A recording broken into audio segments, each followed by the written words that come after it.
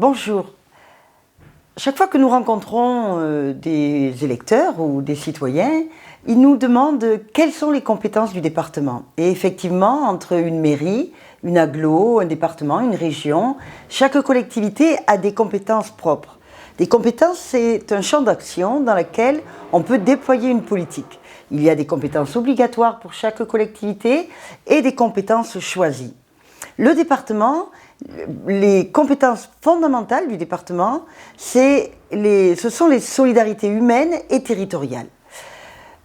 C'est-à-dire, par exemple, l'enfance-famille, c'est la vice-présidence que j'occupe actuellement, où on s'occupe des à peu près 3000 enfants confiés par le juge au département, qui doit les prendre en charge, les nourrir, les vêtir, les éduquer. Et pour cela, nous travaillons avec des maisons d'enfants, des lieux de vie, avec des assistantes familiales, etc. Voilà une des compétences du département.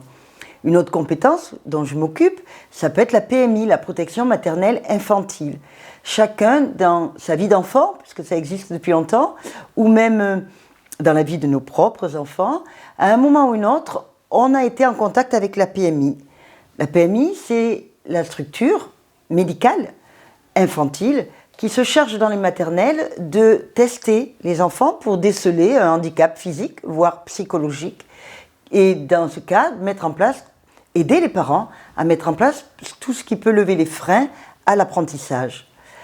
La solidarité, c'est aussi les personnes âgées, c'est-à-dire non seulement l'allocation aux personnes âgées, mais aussi tout l'accompagnement avant, c'est-à-dire envoyer une conseillère de vie sociale et familiale ou une assistante sociale ou un personnel administratif qui va faire une évaluation de la personne âgée, évaluer avec elle ce dont elle a besoin, le nombre d'heures d'aide à domicile par exemple, et après travailler en délégation avec des structures associatives, un CCAS ou autre, qui va prendre en charge l'aide à domicile ou travailler avec les EHPAD.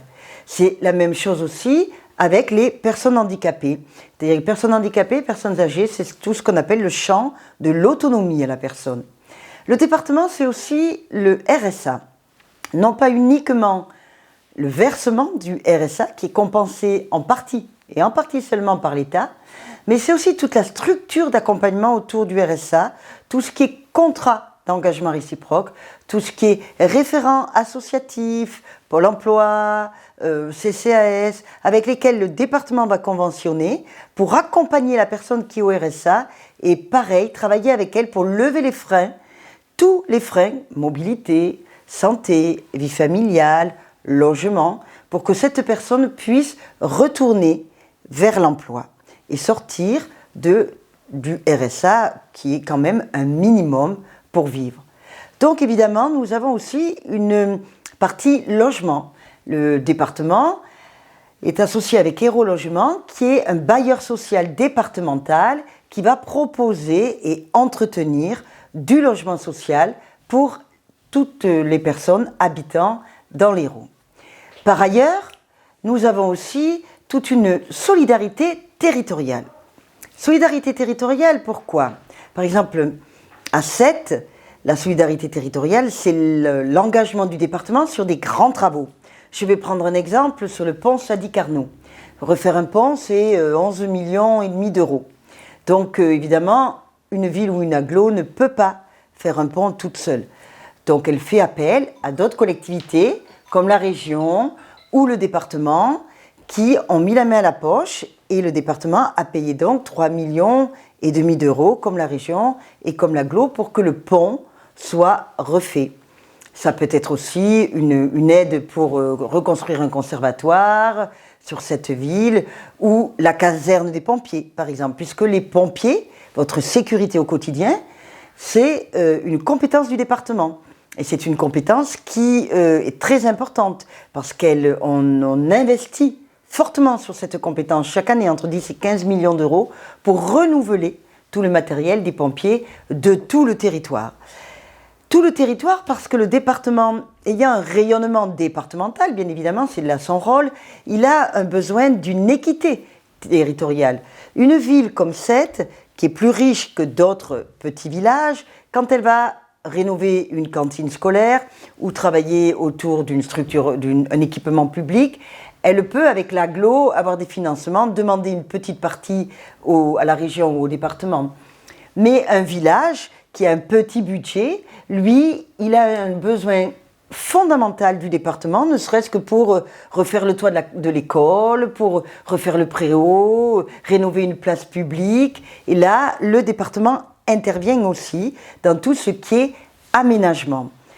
Aménagement, par exemple, nous avons un grand plan pour amener la fibre optique partout sur le département et c'est la collectivité départementale qui prend à sa charge d'amener la fibre là où les opérateurs privés ne veulent pas l'amener.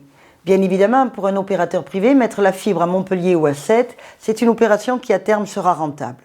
Mettre la fibre au-dessus de l'Odève, au-dessus de Ganges, dans les villages du Saint-Poney, au-dessus de Saint-Pons, c'est moins rentable. Mais dans la compétence d'équité territoriale que nous voulons défendre, le département a pris en charge d'aller apporter la fibre partout sur le département, ce qui permettra de lutter contre la désertification rurale et qui, en cette période de pandémie, nous a permis d'accompagner tout le mouvement de retour vers la ruralité qu'on a vu émerger petit à petit. C'est pareil pour les routes. Les départements doivent prendre en charge les routes départementales. Les routes départementales, ce sont des routes qui irriguent tout le département, en dehors bien évidemment des routes urbaines. Le département fait aussi tout un travail d'aménagement du territoire. Cet aménagement du territoire passe par les routes, mais passe aussi par des grosses infrastructures dans lesquelles les notions d'environnement sont fondamentales. Nous gérons par exemple des espaces naturels sensibles qui sont des espaces qui sont mis à disposition d'agriculteurs ou de bergers et qui peuvent être ouverts au public. Ici, nous avons par exemple le domaine départemental de Bessille, qui est un domaine de loisirs, mais qui est un domaine qui est protégé et qui ne pourra pas être utilisé par les villes ou par les agglos comme terrain de promotion immobilière. Nous avons aussi tout un travail autour de l'agriculture, de soutien à l'agriculture, de soutien à la viticulture et du tourisme. Notre département, sa première manne économique, c'est le tourisme. Et la deuxième, c'est la viticulture. Donc nous accompagnons par un travail de soutien aux viticulteurs tout ce développement-là économique. Par exemple, dernièrement, lors des grands gels qu'il y a eu et qui ont mis à mal bon nombre, un maximum d'entreprises viticoles, le département a dégagé une enveloppe de 5 millions d'euros pour aider les viticulteurs. Nous aidons aussi les viticulteurs et les agriculteurs à appréhender le changement climatique, c'est-à-dire qu'il y a tout un travail aussi de recherche, par exemple, autour de l'agriculture ou autour des ceps de vigne qui vont pouvoir s'accommoder de la sécheresse à venir. Et par ailleurs, nous avons mis en place un grand plan irrigation pour accompagner aussi les agriculteurs et les viticulteurs et empêcher que cette manne économique et paysagère de notre département ne disparaisse avec la transformation et le changement climatique. Les grands investissements, les soutiens au tourisme, les soutiens à la viticulture, les soutiens à l'agriculture font partie aussi de notre soutien à l'économie du département. L'économie n'est pas une compétence directe que nous avons, mais par cet investissement-là, nous participons au dynamisme économique de notre département. Un autre pôle très très important, c'est le pôle des collèges, le pôle éducatif. Dans un collège, quand vous enlevez les profs et l'administration, tout le reste, c'est le département. C'est le département qui va payer, par exemple, l'électricité, l'eau, le personnel d'entretien, les jardiniers, et qui va payer la toiture, qui va refaire les collèges, etc. Sur notre ville, par exemple, nous avons réaménagé le collège Jean Moulin et la SECPA, et dernièrement, nous avons réaménagé dans le collège Victor Hugo toutes les cours d'école. Nous avons mis des arbres. Nous avons beaucoup planté d'arbres pour créer de l'ombre. Nous avons mis en place une serre, nous avons mis en place une mare pédagogique, un parcours sportif, etc. Au niveau de Collège Jean Moulin et de quartier du Barroux, pour que les collégiens aient un espace de sport, il y a quelques années, le département a construit le gymnase Maurice Vier. C'est un gymnase qui à la fois sert aux collégiens, mais qui est aussi un lieu d'entraînement et un lieu de rencontre pour le club de l'Arago, notre club sportif local. Donc le département a de multiples facettes et il y a aussi tout un travail au niveau du sport, au niveau de la culture, au niveau associatif, puisque nous accompagnons un bon nombre de petites structures culturelles qui, comme ça, peuvent se permettre d'amener de la culture là où il n'y en a pas. Nous, à Sète, nous avons une scène nationale. Dans le cadre de la scène nationale de Sète, nous accompagnons cette scène nationale autour des projets en direction plus particulièrement des collèges et aussi en direction des personnes âgées ou des bénéficiaires du RSA.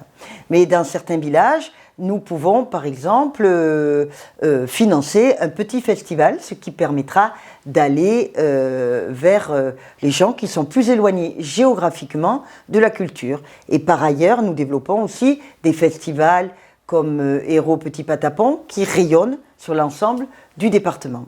Et au niveau du sport, nous avons une structure qui accompagne beaucoup de manifestations sportives qui s'appelle Hérosport. On la connaît, hein, on voit, il y a des podiums, il y a voilà, un accompagnement avec des goodies, etc.